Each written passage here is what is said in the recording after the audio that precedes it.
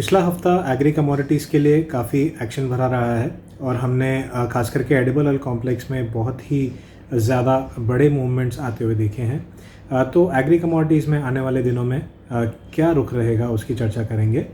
शुरुआत लेकिन चने से पहले करते हैं। चने में हमने एक स्लो एंड स्टडी अपमूव आते हुए देखा और जैसा हमने पिछले हफ्ते डिस्कस किया था कि 5250 से 5300 के करीब प्राइसेस जा सकती हैं, तो उसी प्रकार हमने 5265 के करीब के हाइज बनते हुए देखे अगस्त वायदा में, और जो वीकली क्लोजिंग थी वो 5140 के आसपास देने में कामयाब हुआ है। तो वीक ऑन वीक गेन हमने आते हुए देखा और निचले स्तरों से यानी 5000 के जो नीचे के लेवल्स थे वहाँ पर सपोर्ट देखा गया और काफ़ी शानदार तेज़ी हमने पिछले हफ्ते में आते हुए देखी है।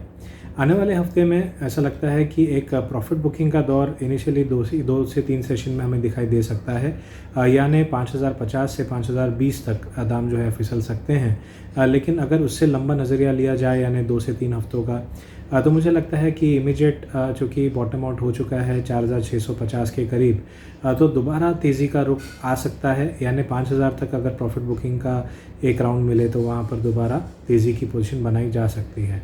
तो शॉर्ट टर्म में करेक्शन पॉसिबल है, लेकिन ओवरऑल जो तेज़ी का रुझान है वो जारी रहेगा, ऐसा मेरा मानना है। वहीं सबसे ज़्यादा और सबसे बड़ा एक्शन हमने सोयाबीन में आते हुए देखा है।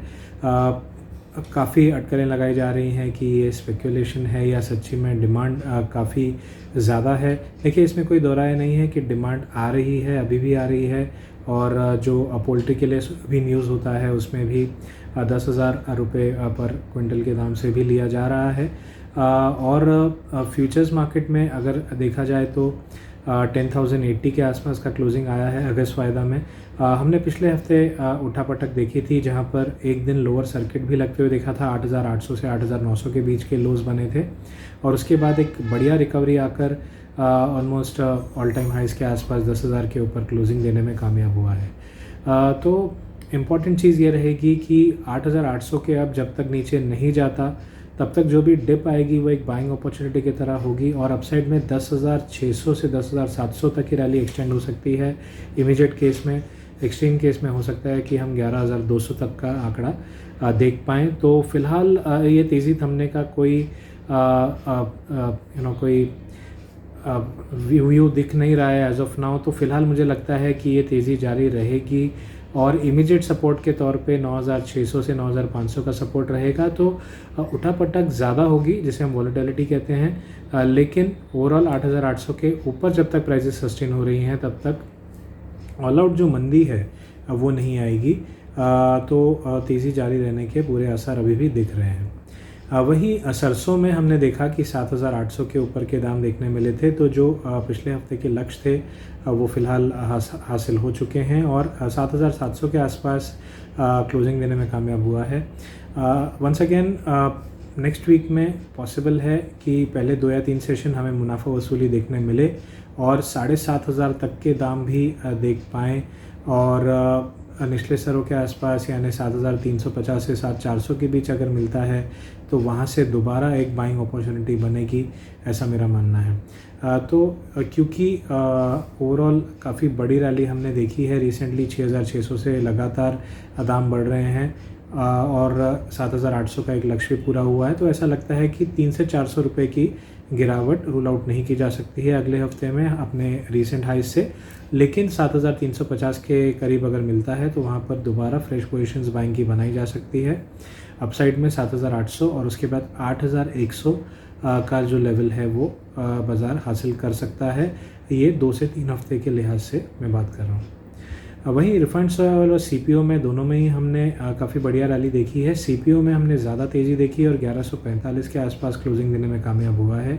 ऐसा लगता है कि ये तेज़ी जारी रहेगी। 1165 से 70 के अगले लक्ष्य इमीडिएट तौर पे देखे जा सकते हैं, जबकि थोड़ा बड़ा लक्ष्य अगर हम देखें तो 1210 का हो सकता है, जो 2 से 3 हफ्ते में हासिल हो सकता है। डाउन साइड में 1110 का एक इम्पॉर्टेंट सपोर्ट है जो डेली क्लोजिंग बेसिस जब तक होल्ड करेगा तब तक बाय ऑन डिप्स का रुझान रहेगा। वहीं रिफाइंड ऑयल में भी हमने देखा कि 1400 के ऊपर के लेवल सस्टेन होते हुए देखे। पिछले हफ्ते में भी हमने यही लेवल्स ब्रीच होते हुए देखे थे। 1433 के हाइज़ देखे गए थे, तो हमने जो 1440 के लक्ष्य दिए थे पिछले हफ्ते, उसके काफ़ी करीब गया है। अभी भी वो लक्ष्य हासिल नहीं हुआ है, इसलिए दोबारा एक कोशिश की जा सकती है मार्केट पार्टिसिपेंट्स की तरफ से कि 1440 का जो लक्ष्य है वो हासिल हो जाए। तो फिलहाल पूरा ही एडिबल ऑयल कॉम्प्लेक्स जो है वो तेज़ी में दिख रहा है, और उसमें से अभी भी जो टॉपिक है वो सोयाबीन ही बना हुआ है और वहाँ पर तेज़ी जारी रहेगी, ऐसा मेरा मानना है। कॉटन सीड ऑयल के क्या बिनौला खल में हमने फाइनली एक मूव आते हुए देखा। मैं करीबन 1 से 1.5 महीने से यही कह रहा हूँ कि 3000 के लक्ष्य देखे जाएंगे। 3050 के करीब की क्लोजिंग आई है और 2800 के करीब के लोज देखे गए थे, तो वहाँ पर अच्छा एक ख़रीदारी का मौका था, जैसे मैं 3 या 4 हफ्ते से कह रहा हूँ। और 3020 का जो लक्ष्य हासिल हो चुका है। जो नेक्स्ट बड़ा टारगेट है वो 3220 का है, जो काफ़ी समय से हासिल नहीं हुआ है, और मुझे लगता है कि अब उसके हासिल होने की संभावना बढ़ चुकी है। इसलिए जो निवेशक हैं जो बड़े दौर पे निवेश करके बैठना चाहते हैं, तो 2950 से 3000 के बीच कहीं भी मिले तो निवेश का एक अच्छा मौका है। थोड़ा डीपर स्टॉप लॉस 2850 के नीचे होगा, लेकिन टारगेट भी 3220 का होगा, जो कुछ हफ्तों से पेंडिंग रहा है। वहीं M6 कॉटन में भी हमने रिकॉर्ड तोड़ तेज़ी आते हुए देखी है। 27,500 के आसपास की क्लोजिंग देखी गई है। 28,000 के करीब के हाइज़ भी देखे गए थे, वहाँ से प्रॉफिट बुकिंग देखी गई है, क्योंकि यहाँ पर भी हमने काफ़ी बढ़िया तेज़ी देखी है। लगभग 10% की तेज़ी पिछले 2 महीनों में ही देखी गई है। तो ऐसा मेरा मानना है कि कुछ मुनाफा वसूली रोल आउट नहीं कर सकते हैं, और 27,200 से 26,900 तक दाम इनिशियली फिसल सकते हैं, लेकिन हाँ, बड़ी मंदी आने के लिए हमें 26,600 के नीचे सस्टेन होना पड़ेगा, जो फ़िलहाल मुमकिन नहीं लग रहा है।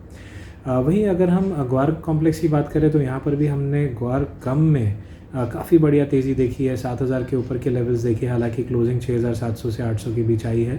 ऐसा लगता है कि एक मुनाफा वसूली का दौर देखने मिल सकता है। 6,500 तक प्राइजेस आने वाले कुछ हफ्तों में दिखाई दे सकती हैं, इसलिए अगला हफ्ता जो होगा वहाँ पर हम मुनाफा वसूली देख सकेंगे, और सेल ऑन रैलीज की रणनीति अपनाई जा सकती है। 6,900 के नीचे जब तक ट्रेड हो रहा है, और डाउन साइड में 6,650 और उसके बाद 6,500 के लक्ष्य लिए जा सकते हैं। वहीं ग्वार सीड में हमने 4,380 के करीब की क्लोजिंग आते हुए देखी। यहाँ पर भी हमने 4,500 के करीब के हाइज़ देखे थे, और जो हमारे पहले हमने लक्ष्य बताए थे वो एक्सीड हो चुके हैं, इसलिए एक मुनाफा वसूली का दौर शुरू हो चुका है ऐसा लगता है। लेकिन बहुत ही ज़्यादा डाउनवर्ड मूव वातावरण नहीं दिखता, या निचले स्तरों पे मुझे लगता है कि प्राइस जो है वो सस्टेन कर पाएंगी। 4,330 और 4,260 ये 2 इंपॉर्टेंट सपोर्ट हैं, और ओवरऑल पोजिशनल बेसिस पे जो निवेशक हैं वो 4,150 के करीब का ध्यान रखें।